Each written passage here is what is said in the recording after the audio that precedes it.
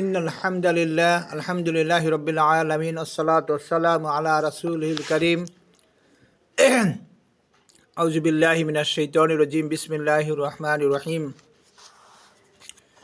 বাদিউস সামাওয়াতি ওয়াল আরদি আন্না ইয়াকুনু লাহু ওয়ালাদু ওয়া লাম তাকুল লাহু সাহিবাতুন ওয়া খালাকা কুল্লা শাইইন ওহুয়া বিকুল্লি শাইইন আলিম।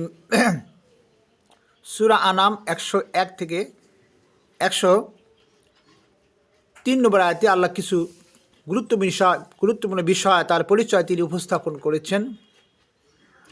আমরা আল্লাহ সম্পর্কে জানতেই চাই না, বলি যে আল্লাহ সম্পর্কে জানা যাবে না, ভুল ধারণা। আল্লাহ রাব্বুল আলামিন কুরআনুল কারিমে বহু জায়গায় তিনি তার পরিচয় উপস্থাপন করেছেন। আল্লাহ কীভাবে তার পরিচয় উপস্থাপন করেছেন তার দুই একটি দৃষ্টান্ত, দুই একটি কথা আমি আপনাদের সামনে উপস্থাপন করছি। আল্লাহ বলেন বাদিউস সামাওয়াতি ওয়াল আরদ, তিনি আল্লাহ আকাশসমূহ পৃথিবীর উদ্ভাবক, পৃথিবীর সৃষ্টিকর্তা। তিনি আকাশ এবং পৃথিবীকে সৃষ্টি করেছেন। আন্না ইয়াকুনু লাহু ওয়ালাদুন ওয়া লাম তাকুল লাহু সাহিবাতুন, ওই আল্লাহর সন্তান হবে কিভাবে যখন তার কোনো সঙ্গিনী নেই, তার স্ত্রী নেই, তাহলে কীভাবে তার সঙ্গী হবে? আল্লাহর কোনো স্ত্রী নেই, আল্লাহর কোনো সন্তানও নেই। আল্লাহ রাব্বুল আলামিন তার যে সন্তান নেই, তার যে পিতামাতা নেই, তিনি আবার বলেছেন কুল হুয়াল্লাহু আহাদ, রাসূল আপনি বলে দিন যে তিনি আল্লাহ এক। আল্লাহুস সামাদ, আল্লাহ অমুখাপেক্ষী, তার কোনো অভাব নাই। লাম ইয়ালিদ ওয়া লাম ইউলাদ, তার কোনো সন্তান নেই এবং তিনিও কারো সন্তান নন। ওয়া লাম ইয়াকুল লাহু কুফুয়ান আহাদ, এবং কেউ তার সমতুল্য সমকক্ষ নেই। এখানে আল্লাহ বললেন তিনি এক, তার কোনো পিতামাতা নেই, সন্তানাদি নেই, তার সমতুল্য সমকক্ষ কেউ নেই। এখানে আল্লাহ তার পরিচয় পেশ করলেন। এখানে দেখেন আল্লাহ বলতেছেন যে তিনি আকাশ এবং পৃথিবীর স্রষ্টা, উদ্ভাবক। তার সন্তান হবে কীভাবে যখন তার স্ত্রী নেই। ওয়াখালাকা কুল্লা শাইইন, তিনি সব কিছু সৃষ্টি করেছেন। ওহুয়া বিকুল্লি শাইইন আলিম, এবং তিনি সব কিছু সম্পর্কে ভালোভাবে জানেন। আকাশ এবং জমিনের যা কিছু যেখানে আছে সব কিছু তার চোখের সামনেই আছে, তিনি সব কিছু দেখেন, সব কিছু শোনেন। আল্লাহ বলতেছেন যালিকুমুল্লাহু রাব্বুকুম, এই হলো তোমার আল্লাহর পরিচয় যে আকাশ এবং জমিনের উদ্ভাবক, তার কোনো সন্তান নেই, তার কোনো স্ত্রী নেই, তিনি সব কিছুর সৃষ্টিকর্তা, তিনি সব কিছু ভালোভাবে জানেন। এটা আল্লাহর পরিচয়। আল্লাহ বলতেছেন আরও পরিচয় সম্পর্কে বলতেছেন যালিকুমুল্লাহু রাব্বুকুম, এটা হলো তোমার আল্লাহর পরিচয়। কি আল্লাহর পরিচয়? আল্লাহ বলে লা ইলাহা ইল্লা হুয়া, তিনি ছাড়া কোনো ইলাহ নাই, উপাস্য নাই, মা'বুদ নাই। খালিকু কুল্লি শাইইন ফা'বুদুহু, তিনি সব কিছু সৃষ্টি করেছেন, অতএব তোমরা তার ইবাদত করো, তার দাসত্ব করো। ওহুয়া আলা কুল্লি শাইইন ওয়াকিল, আর আল্লাহ হলেন সব কিছুর তত্ত্বাবধায়ক, সব কিছু দেখাশোনা করেন, সব কিছু তার নিয়ন্ত্রণে। আল্লাহর নিয়ন্ত্রণের বাইরে কিচ্ছু নেই।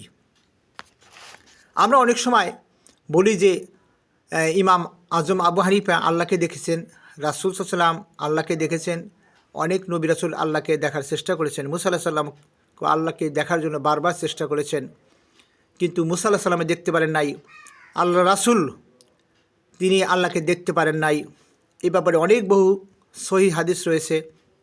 কিন্তু আল্লাহর নিকটে কাছাকাছি বসে তিনি আল্লাহর সাথে কথা বলেছেন, কিন্তু আল্লাহকে দেখতে পারেন নাই। আল্লাহ রাব্বুল আলামিন তাকে দেখা যায় না দুনিয়াতে।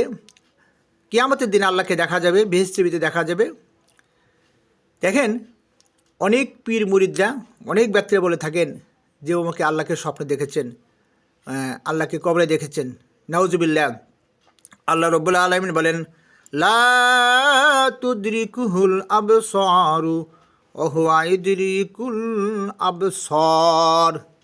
দৃষ্টিসমূহ, চোখ তাকে প্রত্যক্ষ করতে পারে না, তাকে দেখতে পারে না, কোনো চোখই আল্লাহকে দেখতে পারে না।